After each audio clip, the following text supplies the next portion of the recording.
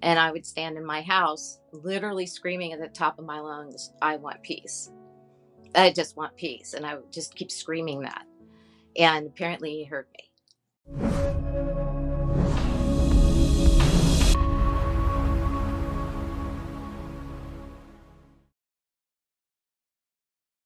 My name's Maureen Peterson. I'm 53 years old. I grew up in Catholic church and Catholic schools. I um, was estranged from the church for many years. Never said I'd never go to church again for lots of different reasons. A lot of church hurt there. A single parent of two adult children. And until Jesus came in and completely changed my life. When did you realize something was wrong in your life? And more specifically, what did you put your hope in or place your hope in prior to knowing Jesus?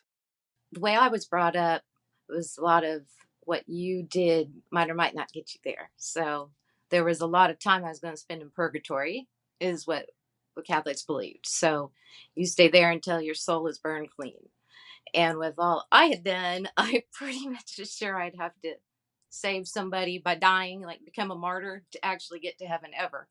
So there's a lot of guilt, shame, and then there's no hope actually. So you kind of lean on things like alcohol, smoking, and that I had no purpose. I literally had no purpose in life. So it was pretty sad, except for my grandchildren. And then in 2019, some family thing happened, which changed a lot.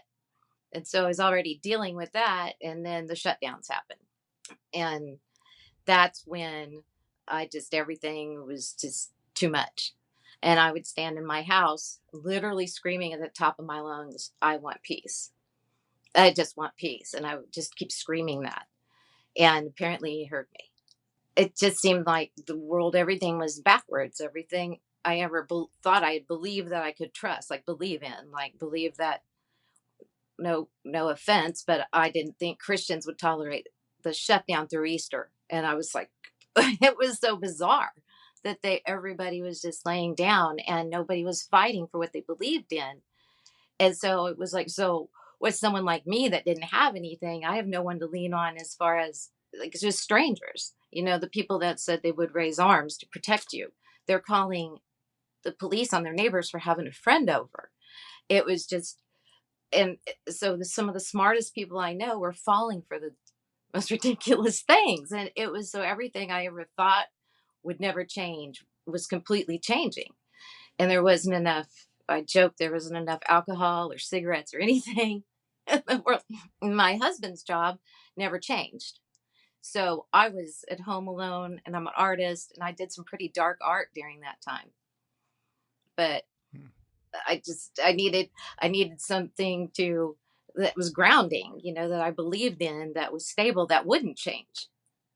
And when did you first start to experience Jesus pursuing you and inviting you into relationship with him? Well, we sleep with the TV on. So I woke up one morning and there's some woman on TV talking about Jesus and she makes me laugh. So this happened 3 days in a row. So the third day I sat up and I looked to see who it was because I was like, I haven't heard this stuff in all my years of church. And it was Joyce Meyer. So I decided I got up early, started getting up early every morning and going out in secret and watching her by myself, what is she talking about? Because I mean, I heard the gospels, but not like this, and not about this changing yourself and to get peace. I mean, and I just dug in all I could. What were some of the things that she was sharing that were resonating with you? Other people's behavior doesn't determine my emotions, and that it's not fair for me to put that kind of responsibility on other people. So, say if my husband always calling wondering what kind of day I have, or if he's having a bad day, then I'm having a bad day. That kind of junk. And that's terrible in every relationship. So it was more like, okay, now, and she really is good at helping you see your own yuck and working on that. I was listening to all her videos I could get my hands on.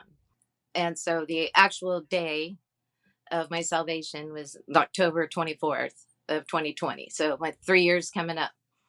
And I was doing dishes with my headphones on, listening to one of her hour-long messages from something she'd been on, and she said, like, this always tears me up. Says, she said, God will never love you more or less than he does right now. And I fell to my knees because I'd never heard that. Because his love, I thought, was always based on what I was doing or wasn't doing. Even though I kind of heard it wasn't. But to hear that, the way she said that, I just dropped to my knees. And then at the end of that, they did the prayer of salvation. I was just absolutely wrecked. It still gets me. So there you go. And what challenges or struggles did you face as Christ began opening your heart and softening your heart and showing you that he was really pursuing the depths of Maureen? I felt like, and now I know it's renewing your mind, but back then I was like, I have to re-brainwash myself because everything I'd been taught was so not him. I mean, because he wants to be everything to you and he loves you no matter what. I had started getting into the word because I'd hear, when I started listening to Christian music, I would hear lyrics and I was like, is that in scripture? Because I never heard lover of my soul, and that knocked me off my feet. And so the more, when you go into Song of Songs, and it's just, we weren't, obviously, I had never heard of that until, because we didn't talk about that growing up. So the heart healing is so important because that's what changes everything, is when your heart's healed, then all those other things can just fall off. But so I had a lot of resentment towards the former religion. And so that was one of the biggest struggles, because the more I found out the truth, the angrier I got at the lies. So being angry doesn't help. So I had a sozo for that. So As he continued to pursue you, what did you find that was so compelling about Jesus, and why did you finally say yes to his authority and kingship in your life? because the more messages I heard about, I used to think it was ridiculous that the Israelis, 40 years, they had seen all these miracles. And then I realized how many years I've been doing it by myself and how long he's had his hand on my life for years, and things that you can look back on and you're just like, wow, that was all him. And I think at the time I still knew it was him, but I didn't get it. I didn't really get it, and I didn't get my purpose. And it's like now I have a purpose, and I begged him for 50 more years of health so I can just chase after him and learn everything and just to cram it, whatever he wants me to know, just as fast as he can, because it's amazing. You never understand that, how freeing obedience is. It is. It isn't a chore. It isn't an obligation. It is the most freeing thing to experience.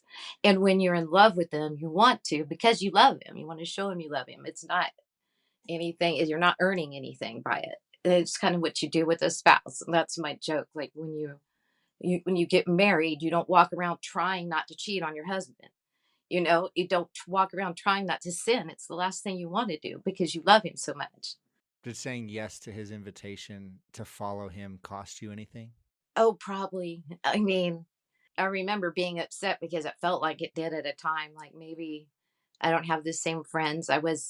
My job was bartending and DJing. And so I have had a lot of friends like that. And I kind of gotten out of the scene already, but people don't know me like, I didn't know me like this. So blessed that my husband is okay. Loves me enough that this didn't, change that. But I lost my sense of humor for a while because I didn't know how to have a clean sense of humor. Does that make sense? And so I was pretty stoic and reserved probably for about a year because I didn't know who I was. I didn't know how to be who I basically am, but through him and with him. And so that's all come back. So now, I'm funny again, but not in the wrong way. And yeah, I know I lost friendships, and that's okay. They're different, than I am, and that's okay, because I would hope that they would see what a great change this is, and Mm. they'd be inspired.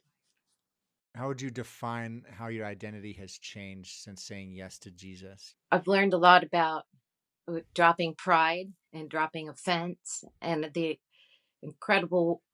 It just changes everything in relationships, and you see people through Jesus's eyes. You see yourself the way God sees you, and then you see others the way He sees them. So you're not angry. when you're out driving. I was a road rager. I mean, and now it's like I can put stickers on my car.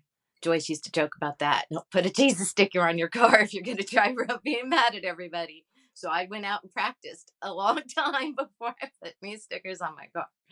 And my need for attention, I was neediness. I prayed that he would take that from me before I found a church, because I didn't like that part of I didn't like that part of me at all. But people that do things like, DJs and things like that, they need the attention. And so when I first had looked at that part of myself, that was a hard one.